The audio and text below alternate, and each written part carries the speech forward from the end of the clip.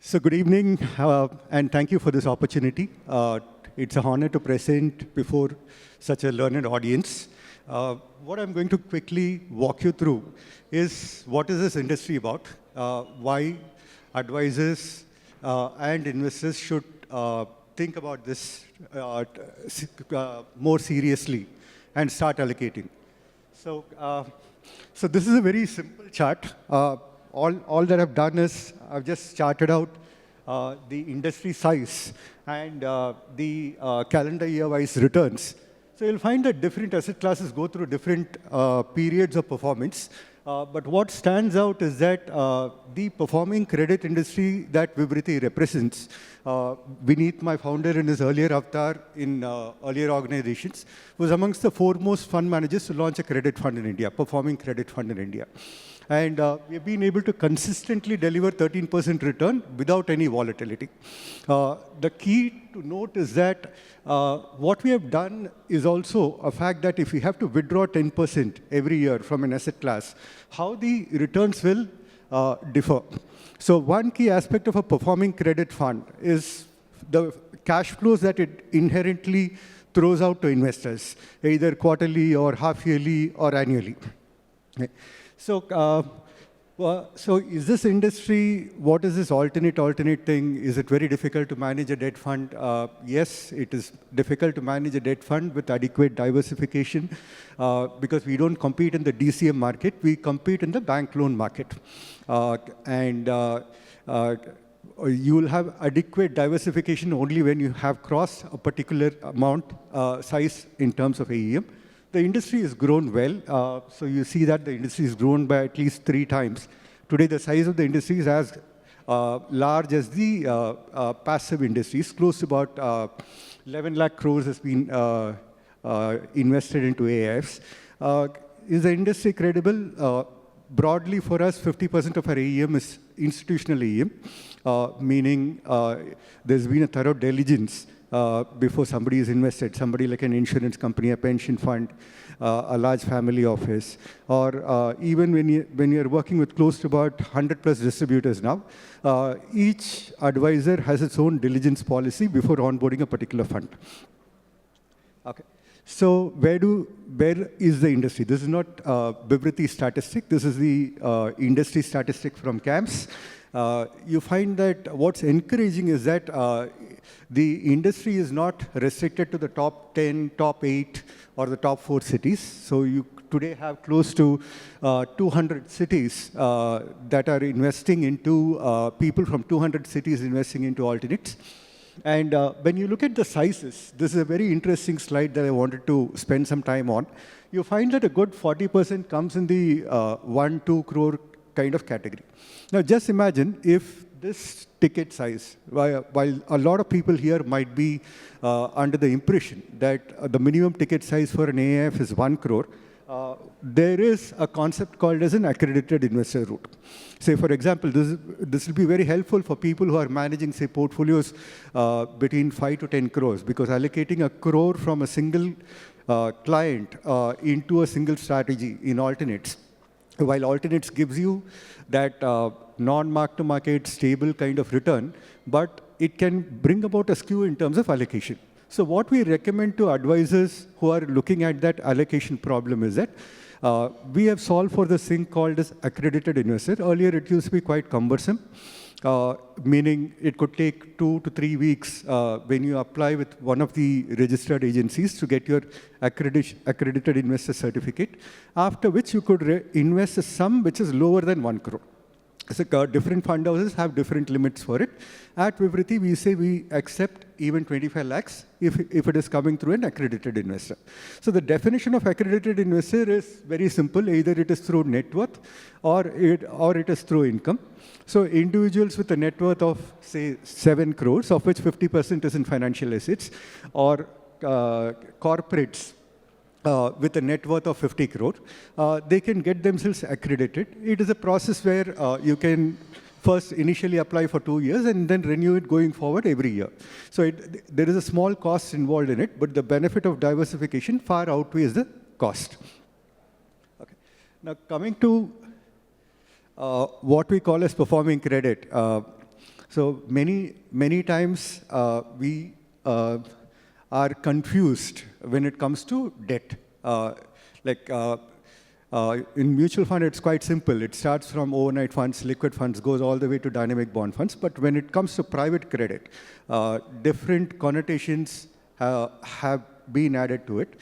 So what we mean by performing credit is any fund that invests into a company for a bankable end use. So what we say is that if I'm going to invest for a non-bankable end use, like a turnaround situation or an equity takeout, then that's a special situation fund. But if I'm going to invest into a company which anyways would have gotten funded by a bank at similar terms, of course, we get better rates. And that's how we manage to deliver 5-6% alpha over relevant debt mutual funds. This is the most simple explanation of performing credit that we have. Okay, coming to, so who are these companies? What are the characteristics of the portfolio that you will find in any performing credit fund? So these are companies which are high growth companies. These are companies where there is no business model risk. Companies which have been around for say 7-10 years. Companies which are EBITDA positive. Companies which are growing well. Companies with say turnovers between 300 to 5,000 crore. And also banked. So how many companies like that are there in India? Roughly about 4,700 companies are there, which qualify for a criteria of performing credit. So even if there are more number of credit funds that are being launched, many times investors do ask us, like, is it becoming a borrower's market? Are you able to maintain yields? We say that the market out there is large enough. And given the problems in the banking industry, I think this industry will continue to grow at similar rates like what we have seen. Where do we see the maximum alpha in performing credits? So a very simple explanation is a credit spread. So the spread is the best in A and BBB rated segment compared to the historical 3-year default rates. So this is the rating agency data. This is not Vivriti universe data. What we are broadly saying is that the risk reward is very, very rich when it comes to A and BBB rated segment. These are the characteristics that we spoke to you about. These are well-run companies, proven business models, turnovers up to 5,000 crores. Performing credit, please do not mistake it with venture debt. We don't take any kind of equity risk in our funds. These are the broad characteristics. So again, summarizing what we have been speaking about. So these are profitable, well-run companies where repayment is going to come or redemption of the bond is going to come from the natural cash flows of the company and is not linked to an external event like IPOing or the next round of funding or a divestment. Okay. So an example of what one of the portfolio companies, say when we speak about bankable end uses. So when we talk, this is a portfolio company in one of our debt funds. We invested into this company 2 years back. It had existing lines from banks. This is an airport company. And you can see that banks had also lent to them. Banks had lent to them with a different security cover and a different rate and tenor. We had gone in for the last mile financing, and the company was obviously EBITDA positive even at that time. Ever since we have invested, the company has been upgraded 4 notches. So it's not like you have to do bottom scraping. You will find good companies which have the potential to get upgraded with better cash flows, more equity infusions. This is one such company that I just wanted to highlight, where there is a lender, credible lender sitting at, say, a lending rate of 8-9%, but for specific reasons, the company borrows from a performing credit fund like Vivriti at 15-16%. Okay. Now coming to what is the track record? So it's very important when you evaluate an alternate product for your investors to look at the track record of the asset manager. So we have raised close to about 4,500 crores from across 1,000 plus investors. We are sold by 100 plus distributors and advisors. We have not had any mishap in the portfolio thus far. We have been able to deliver on both quarterly and annual quarterly interest, annual amount of principal, even during COVID-1, COVID-2, during multiple periods of market volatility. And these are very steady state returns that we have been able to manage. And are we restricted to one single sector? Today, Vivriti has invested into close to about 80 unique companies spreading across multiple sectors. We have invested across close to 25 sectors. And we have one of the largest teams in the country. We have close to about 90 employees at Vivriti Asset Management alone, governed by an independent board. Now, coming to if these are